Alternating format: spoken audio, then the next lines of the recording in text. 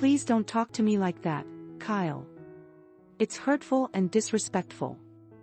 If there's something wrong with the lunch, we can discuss it calmly and find a solution. Divorce is not something we should talk about lightly. I'm here to support you and help you grow, but I need you to treat me with kindness and respect as well. As a housewife living with my husband and son Kyle, who is in the 8th grade, I have been facing some challenges with Kyle's behavior. He has been showing some signs of rebelliousness lately and has been treating me poorly. However, I know that deep down he still loves me and needs my guidance. I have tried my best to be patient with Kyle and understand his needs, but it's been hard at times. Despite his behavior, I still love him and want the best for him. I hope that we can work through these issues together as a family and come out stronger on the other side. It's important for us to communicate with each other respectfully and find solutions to our problems together. Let's work on building a stronger relationship and supporting each other through the ups and downs of life. When I questioned him about it, Kyle didn't seem offended and said, "All you can do for me is give me money anyways." At first, I tolerated him thinking that he was just going through puberty as he is in 8th grade. But as I have watched his recent behavior and how he treats me his own mother, I have come to realize that I can no longer let that slide as his puberty. I wondered what to do, and when I asked Damien about it, he replied, "Carl's bad attitude is because of your bad educate. You're a housewife, but you can't even do proper house chores or raise a child and like that." I was blamed by Damien as well. Kyle's behavior and Damien's constant blame towards me were becoming more and more frustrating. Was it my fault that I didn't raise Kyle properly? Was it because of his puberty? Is there anything I can do to solve this? One day while I was thinking to myself like this, an incident occurred.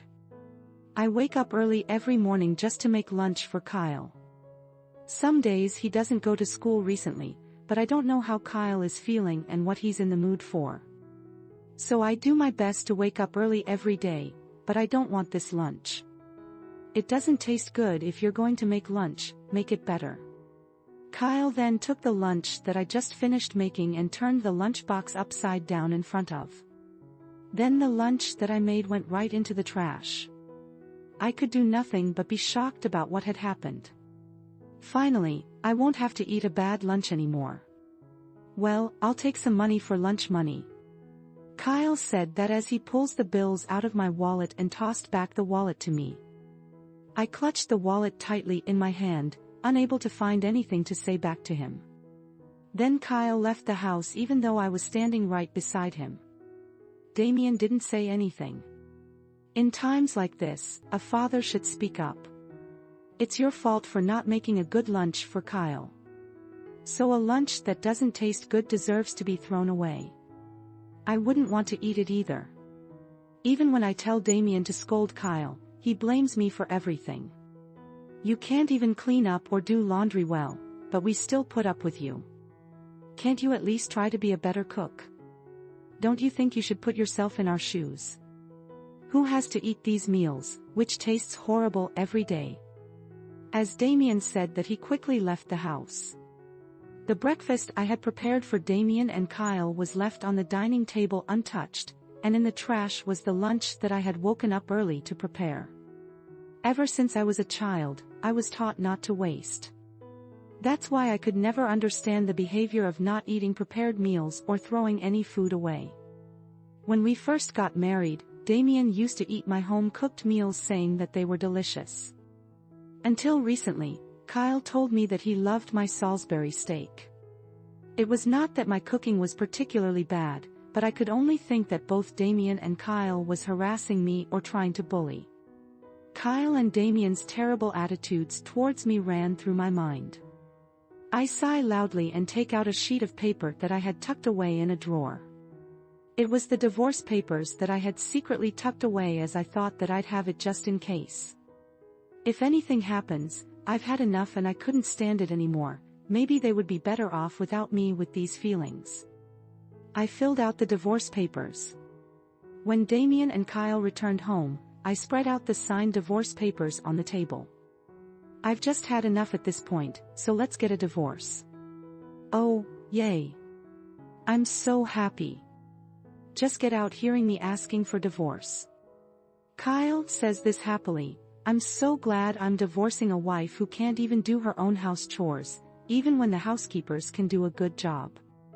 Damien said that and also filled out the divorce papers quickly. Kyle looked at me with a gloomy expression on his face and said, "Get out of here right now." "All right.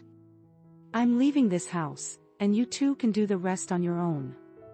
"Well, yeah, because this is my house, so you can go wherever you want." Kyle and I were both men, so it's easier for us to be alone.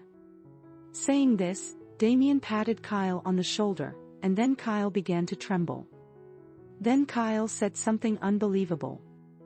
"I knew you cared more about your partner, who you are cheating on with, than us. That's why you're leaving us, isn't it?" Kyle's words startled me and I stopped moving for a moment. "You are having an affair, aren't you? So I felt like I was betrayed and abandoned, and I couldn't forgive you." So, Kyle mistakenly thought that I was cheating on Damien and that I was betraying my family.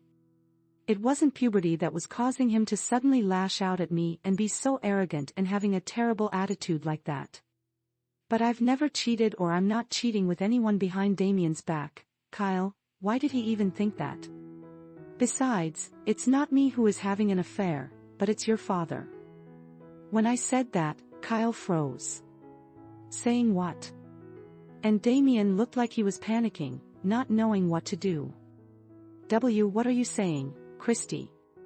There is no such thing that I cheat on you, and it's all a false accusation. Then I'll show you the proof.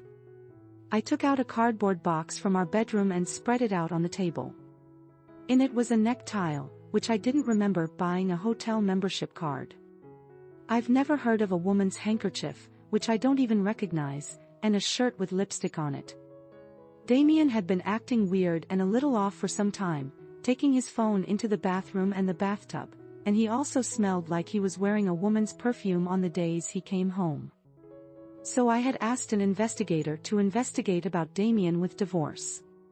In my mind, my hunch was right and the results showed that Damien was having an affair behind my back. What kind of evidence is this? You can make these things up, you know. Damien refused to accept the evidence I showed him, so I confronted him with a definite. Are you saying that what you see in this photo is also made up? The photo showed Damien and a woman who worked under him walking arm in arm. Ugh.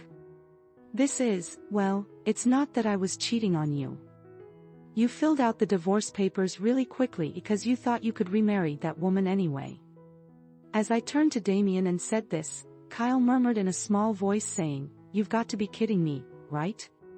What you told me was a complete lie, Dad, because you are the one who told me that Mom was the one having an affair." That's because as Kyle shouts at D, he became smaller and smaller. Damien had once been scolded by Kyle for treating me like a servant and verbally abusing me badly. "You're being terrible to Mom, Dad." In order to get Kyle, who defended me, onto Damien's side, he lied to Kyle that I was having an affair, and Kyle unfortunately believed that lie, felt betrayed by me and began to behave badly. Not only did you trick me, but you tricked our son as well. You are not only a lousy husband, but also a lousy father, Christy and Kyle. I am so sorry. We shall just discuss everything through a lawyer now. I am no longer interested in having any conversation with you. I am leaving. I ignore and shake off Damien's attempts to hang on to me and gather my things to leave the house. Then Kyle opens the bedroom door, apologetically, and walks in. "I'm sorry, Mom. I know you may not forgive me, but I'm really sorry, Mom." Toward the end, Kyle was at a loss for words and I knew that he was crying. After so much verbal abuse I received from Kyle, I honestly don't think that I could forgive Kyle so easily, but when I saw my son's tears, I couldn't leave him. Just like that. "Kyle, I'm thinking of going back to my parents' house. Would you also like to come to Kyle?" "I'm really sorry." "Thank you. I will go with you."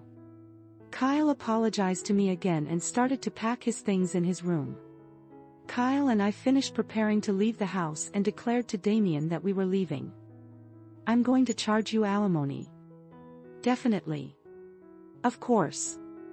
I will also charge the person with whom you had an affair, so please keep that in mind." "No way. If we discuss about it, you'll understand." "Right. Kyle, you're always on my side, right? I can't believe you could say such thing when you were the one who lied to me. He really let me down." Kyle and I left the house together while ignoring Damien. Kyle seemed a little concerned about Damien, but when I started to walk away, he followed right behind me. I went straight home to my parents' house and explained the situation to. And they gladly welcomed me and Kyle. After returning home, Kyle changed his attitude from how he was before and began to help out willingly. He takes the initiative to do everything from cleaning the bathroom to shopping, not to mention cleaning and doing laundry even without being asked. My parents live at home and are pretty old, so Kyle's help is a big help to them. They were happy to know that Kyle was growing up to be a good. Kyle is a good son, and since coming back to my parents' house, Kyle seems to be back to who he was before. The grudges I had towards Kyle had gradually disappeared and our conversations have increased. But there is one thing that has been traumatic for me. It was the incident when Kyle threw away the lunch right in front of me. No matter how hard I watched Kyle work, I couldn't bring myself to make him lunch because I still clearly remembered what happened that day. I guess Kyle knew and felt that too because he never asked me to make him lunch. But Kyle's allowance was not enough to cover the cost of lunch. So Kyle began waking up early and started to make his own lunch, although he wasn't really used to it. He stood in the kitchen and cut vegetables. Seeing Kyle like that, the trauma in my heart gradually faded away. One day, Kyle told me that he had cooked scrambled eggs and left some for leftovers. I was curious and tried some of the left. It tasted very salty, as if he put too much salt and pepper. I wonder if Kyle always eats salty scrambled eggs. It made me smile to think of Kyle trying his best to make his lunch every day, even though he was not used to it. Even though Damien had lied to him and he was tricked by Damien, I still would not be able to easily forgive Kyle for what he did. That's what I. But when I see Kyle working so hard on his own to help out, I can feel that he's making an effort to win my trust. Tears began to well up as I ate the salty scrambled eggs. Kyle was the one I had waited for so long to come into the world as my child, the son whom I had loved so much since he was a little baby boy, as he was the apple of my. I thought I might never be able to forgive him again after everything he has said and done to me. But after all, Kyle is my beloved son. I vowed to let bygones be bygones and face Kyle again. From that day on, my relationship with Kyle began to change for the better. I received the alimony from Damien and his mistress, and we divorced with my savings. We moved into an apartment near my parents' house where we could live together as a family of two. I had been a nurse before my marriage, so I had no trouble getting back to work. When I started looking for work, the hospital manager where I had previously worked immediately called me. I was to work as a full-time nurse, and naturally I would have to work the night shift on some days, but I never felt burdened because Kyle willingly volunteered to do the house chores. By the time Kyle became a high school student, we had grown very close. I even felt that we were closer than before Kyle's rebellion began.